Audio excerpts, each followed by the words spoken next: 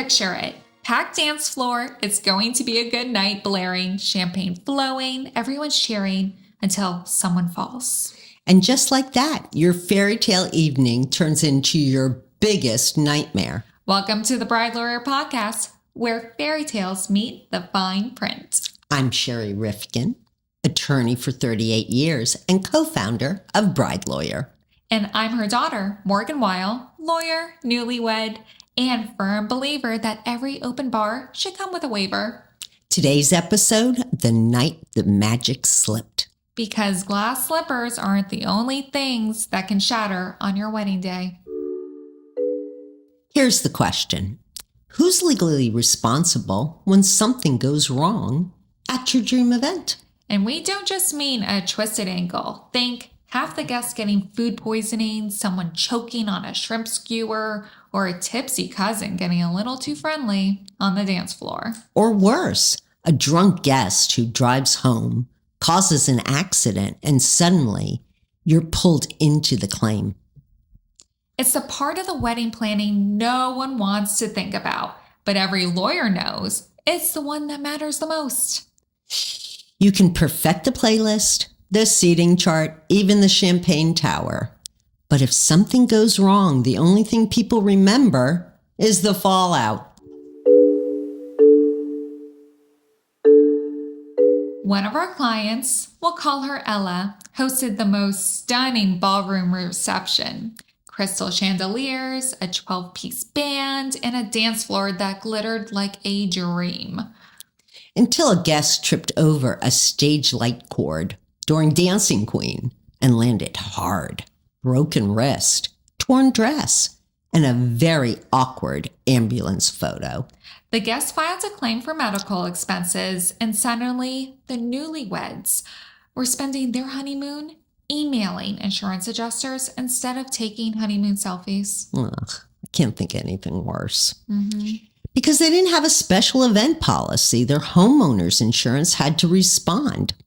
It technically did cover the injury, but not the deductible, the stress, or the family tension that followed.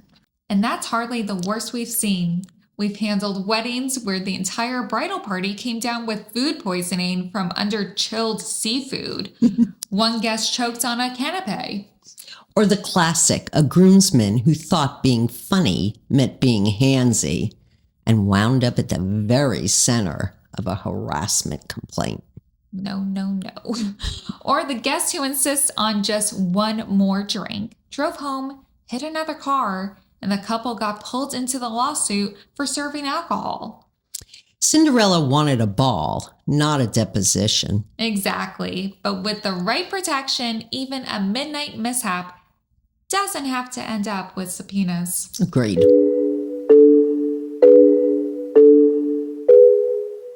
So let's talk about how to keep your magical night from turning into a legal nightmare. First, get special event liability insurance. We talk about cancellation insurance all the time, but this is something different. It's your fairy godmother policy.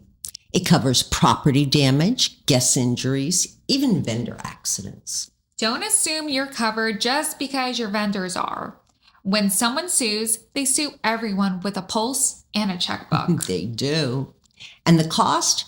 Usually about what you'd spend on a cake tasting. For peace of mind, that is really priceless. Next, require certificates of insurance from every vendor. That means the caterer, the DJ, the florist, the bartenders too. Make sure they name you and the venue as additional insureds. That way, if the DJ fog machine sets off the sprinklers, his insurance is the one that's going to pay, not yours. Keep alcohol service professional. Always use a licensed bartender, not Cousin Ricky playing mixologist. Trained servers know when to stop pouring, and they keep the liability with the bar, not the bride. Read your venue agreement carefully. A lot of venues shift responsibility to you once that first glass is poured. It's true. And if they tell you to carry your own policy, do it. Otherwise, one spilled martini could become a financial migraine. And if something happens, document it immediately. Photos, witness names, even a quick voice note while it's fresh. It's not cold. It's smart. You're protecting everyone involved, including your guests. Add a holds harmless clause to your vendor contracts, meaning if they cause harm, they hold you harmless. Makes sense. If your cotton candy machine explodes, it's not my problem. Finally, deputize your own fairy tale security team. One groomsman and one bridesmaid to quietly handle issues before they snowball. Think of them as your coachmen, ready to steer the carriage straight if the horses start running wild. And if your uncle insists on doing some shots with the groomsmen, go for it. Those coachmen, though, are the ones who gently take his keys before the pumpkin crashes. Here's your wedding safety and liability checklist. Get that special event policy as soon as you book the venue.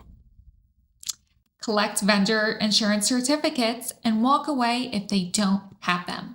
Serve alcohol responsibly through licensed staff only. Arrange safe transportation. That means shuttles, ride shares, or a designated driver plan. Really smart. Document every incident and call your insurer, not your cousin, with legal advice. Don't rely on your homeowner's or renter's policy. They rarely cover events. And remember, prevention is cheaper, cleaner, and infinitely more romantic than litigation.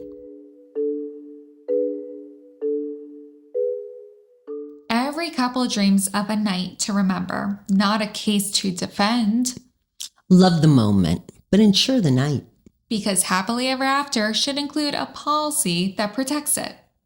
The only thing that should break at your wedding is the dance floor.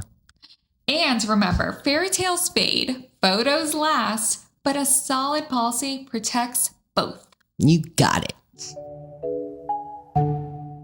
And that's where we'll close today's case file, because the best relationships aren't built on luck, they're built on conversations. But next week, we're setting the clock. Episode 10 is Cinderella and the Clock of Consequences. It's the countdown every couple forgets. The marriage license, the signatures, the deadlines that make your love story legal. Think of it as your before midnight checklist. Because when the clock strikes 12, it's not just the carriage that disappears. Sometimes it's the paperwork. Join us next week for the finale of the Wedding Files. I'm Morgan Weil. And I'm Shari Rifkin. Because love is magic, but the law keeps it real. Uh-huh.